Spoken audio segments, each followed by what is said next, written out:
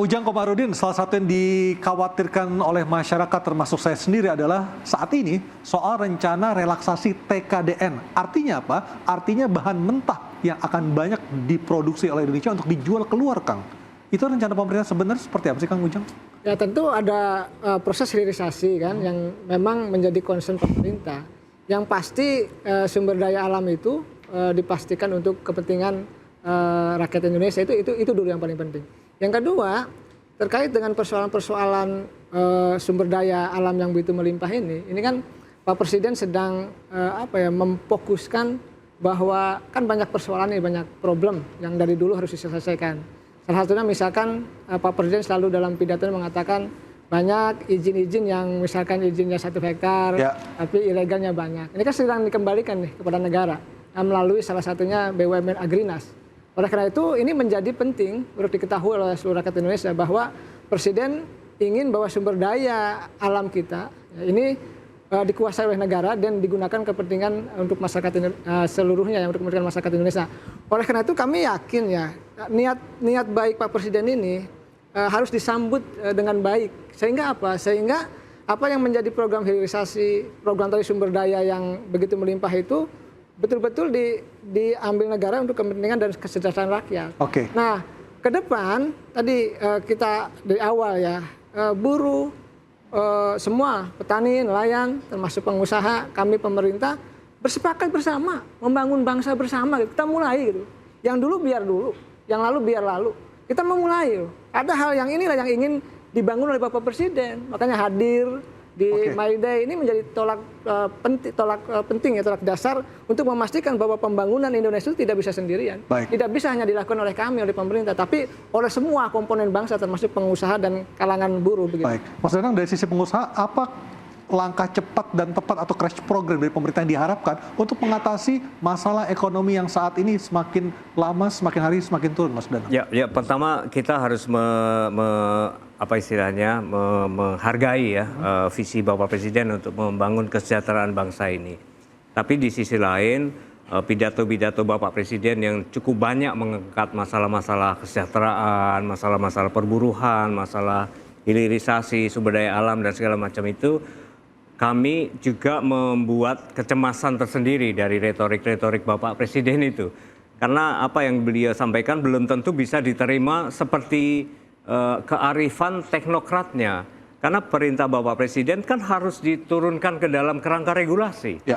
Ketika diturunkan dalam kerangka regulasi ini kan tergantung pada kepiawaian menterinya menerjemahkan pidato Presiden atau arahan Presiden. Dan kemudian menterinya juga tergantung pada eselon 1, eselon 2-nya. Untuk mensusunnya menjadi regulasi. Nah, contoh TKDN tadi. Mas Darta, pertanyaannya sama seperti... Aku boleh jelasin yang TKDN sebentar nggak?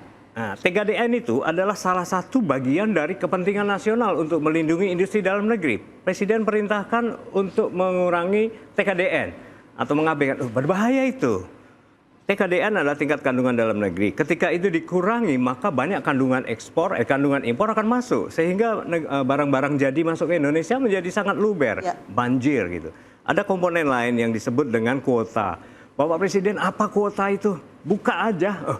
Kuota itu justru untuk melindungi juga dalam negeri. Dan di sisi lain kemudian ada juga pengaturan dalam negeri dalam bentuk pertek. Dan Bapak Presiden juga mengarahkan agar pertek direlaksasi, dilonggarkan. Padahal 3 komponen ini adalah bagian penting untuk melindungi industri.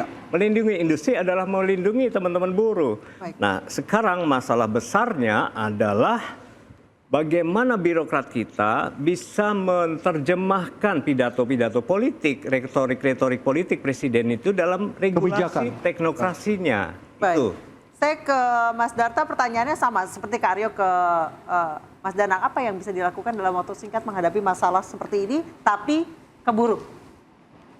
Kalau buat kami, yang terutama, karena kita mengikuti prinsip tripartisme dan lain-lain, kita mengikuti prinsip itu artinya kita harus mengedepankan dialog sesama manusianya. Ini mulai dirusak ketika penetapan upah itu dimulai, ini semua dimulai, kerusakannya dimulai ketika penetapan upah dilakukan dengan rumusan. Dia mengesampingkan fungsi manusianya, melakukan rumus.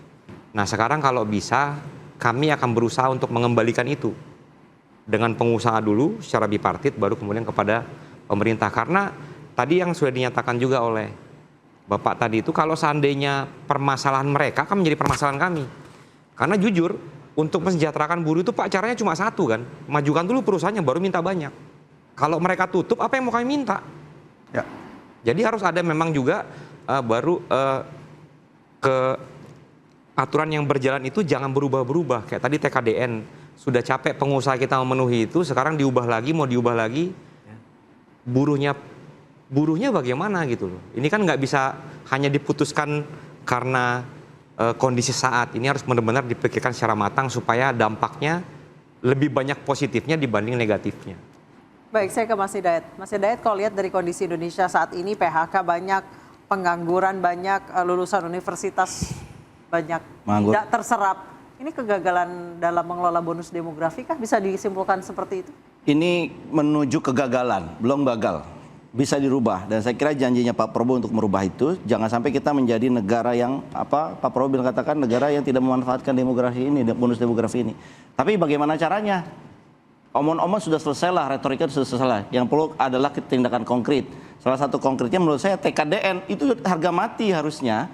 Kalau mau malah TKDN untuk sektor tertentu dinaikin untuk melindungi kita. Kalau untuk negosiasi sama Trump bukan TKDN.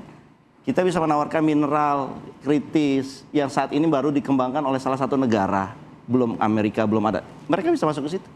Saya kira ini yang istilahnya publik butuh konkret, bukan hanya retorika saja, implementasinya apa selanjutnya setelah Hari Buruh ini buat kalangan buruh. Artinya kalau kita melihat kondisi saat ini, apakah Anda cukup yakin dengan janji-janji Presiden tadi siang di Monas? Saya melihat ada beberapa yang agak sumir ya, ketika misalkan bicara mengenai ada bentuk dewan-dewan lagi, Dewan Kesejahteraan Buruh, apalah namanya, Satgas lagi. Saya rasa kalau kita pengen konsisten dengan kalimat efisiensi, ini nggak perlu ada. Yang ada optimalisasi yang sudah ada. Optimalisasi ini apa? Jangan sampai ada APBN yang keluar lagi untuk membentuk organisasi baru. Loh, kemarin kita kritik menterinya, wakil menterinya kebanyakan, ini juga masih belum direspon. Jadi saya kira sudahlah, tidak perlu ada dewan-dewan baru lagi, sudah tidak perlu ada lembaga baru lagi, yang sudah ada manfaatkan, dan ini sudah ada 40 KL. Udah banyak nih orang yang terlibat di sini, kok masih bentuk-bentuk lagi? Saya kira tidak bijak untuk efisiensi APBN. Baik, dan kita juga harus menunggu juga hasil revisi Undang-Undang Ketenagakerjaan pasca putusan MK tahun lalu ya, Mas Danang ya. Agar wacana kesejahteraan buruh itu tidak hanya sekedar retorika, tapi dilaksanakan juga harus melindungi pengusaha supaya dunia ini berputar ya dok, roda ekonomi Indonesia juga berputar di tengah gonjang-ganjing global. Kita akan, betul, saya Aryo Adi, kita akan tunggu bersama seperti apa langkah konkret dan juga langkah tegas, cepat dan tepat dari pemerintah untuk mengatasi masalah ekonomi ini. Pengusaha sejahtera, buruh sejahtera, kita semua menjadi bangsa yang kuat. Saya Aryo Ardi dan Anissa Dasuki pamit, interupsi akan hadir Kamis malam pekan depan dengan tema yang lain.